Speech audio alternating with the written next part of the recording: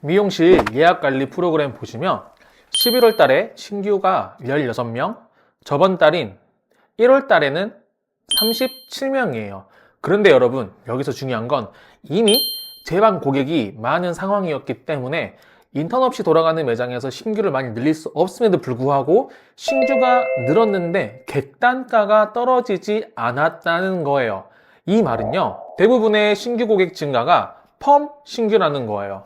요즘 파마 신규 고객 없다고 다들 난리인데 사실은 그렇지가 않아요. 심지어 12월 달에도 증가했죠. 11월 달에 마케팅을 시작했는데 다음 달인 바로 12월 달에도 신규가 늘었고 객단가가 늘었어요. 즉 30일 안에 펌 신규 고객이 10명 이상이 늘었다는 거죠. 1월 달에는 12월 대비 더 늘었어요. 여러분이 생각하는 인스타그램을 꾸준히 하고 네이버 리뷰를 꾸준히 쌓는다고 이런 결과가 나올까요?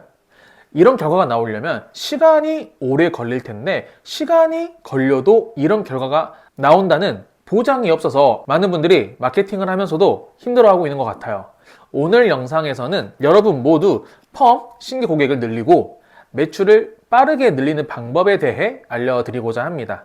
사람들이 온라인에서 구매를 하게 만들기 위해 어떤 심리를 이용해야 되는지 알려드릴 건데요. 사람들은요, 가격이 비싸면 비쌀수록 그리고 구매 행위에 대한 리스크, 즉 실패할 확률이 높으면 높은 상품일수록 노출된 거를 보고 믿지 않고요, 꼼꼼하게 파고 들어가면서 여기가 정말 괜찮은 것인가? 내가 이걸 사도 되는 것인가? 내가 여기를 방문해도 될까? 라는 검증을 하려고 합니다. 그리고 거기에 해당하는 대표적인 업종이 바로 우리 미용업이에요.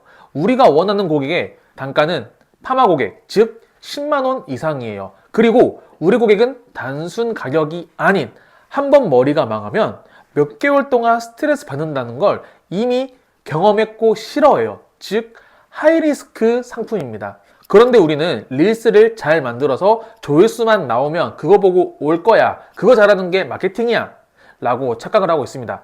실제 여러분도 10만 원 이상의 고가의 상품을 인스타 이렇게 보다가 단지 릴상에 딱 나왔다고 우와 뭐야 예쁘다 사야지 구매를 해본 적 거의 없지 않으세요?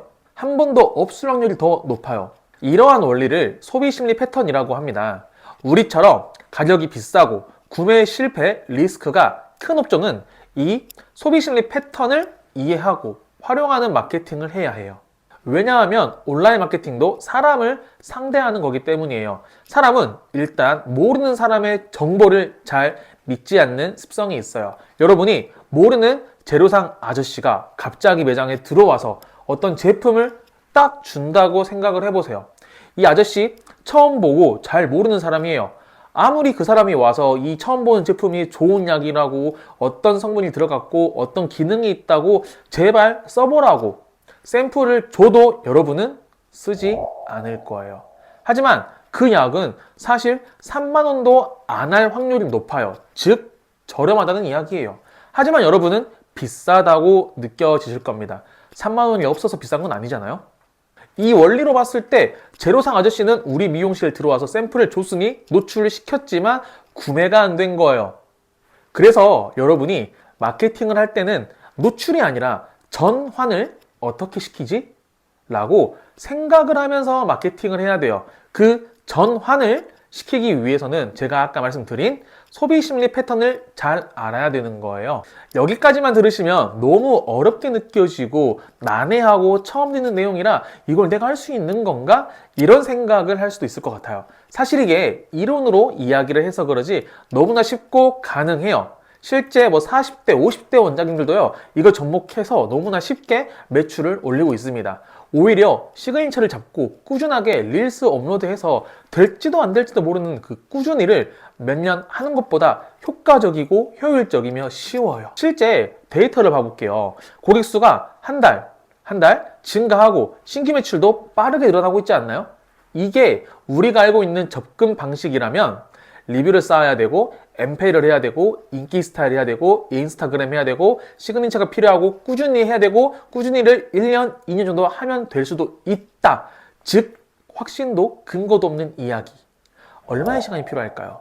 시간이 아닌 결과가 나올 확률도 굉장히 낮기 때문에 많은 분들이 어려움을 느끼는 것 같아요. 특히 우리 인플루언서 되고 싶은 것도 아닌데 우리 지역 동네에서 손님을 늘리고 싶을 뿐이잖아요. 그러면 우리 지역 동네를 기반으로 장사를 해야 되고 기반으로 마케팅을 해야 돼요. 굳이 큰 인플루언서가 되지 않고도요, 여러분. 이거를 할 수가 있습니다. 어떻게 하냐면 지역 동네에 다양한 사람들이 있어요. 그 사람들의 문제를 해결해주는 미용실이 되면 이렇게 될 수 있어요. 예를 들어 여러분 이런 거예요. 에어랩으로 상한 머릿결도 가능한 레이어드 펌, 부스상 곱슬 딱 달라붙지 않는 결계선 매직, 레이어드 컷을 한 번도 안 해봐서 미용실 못 가고 있는 분들을 위한 헤어 컨설팅. 이렇게 사람들의 니즈에 접근하고 심리 패턴에 맞는 마케팅 구조를 짜면 여러분 동네에서, 지역에서 다른 미용실과 다르게 굉장히 큰 차별성을 만들 수가 있습니다. 리뷰를 많이 쌓고 체험단을 하고 노출을 시키고 다른 미용실 하는 거 그대로 따라해보는 마케팅 방식이 나쁘고 효과 없다는 이야기가 아니에요. 그것도 손님이 오긴 오는데 한계가 명확하고 그걸 열심히 해도 여러분들이 원하는 매출이 안 만들어지니까 어려움을 겪을 거예요. 그리고 그 이유가 바로 이 마케팅의 구조를 모르고 하니까 그래요. 많은 분들이 진짜 힘들어하는 게 마케팅을 하는 노력이 아니라 학원에 있지만 안 되니까 이 불확실성을 굉장히 힘들어하더라고요. 우리의 기술을 필요로 하는 사람들은 우리 지역에 많이 있어요.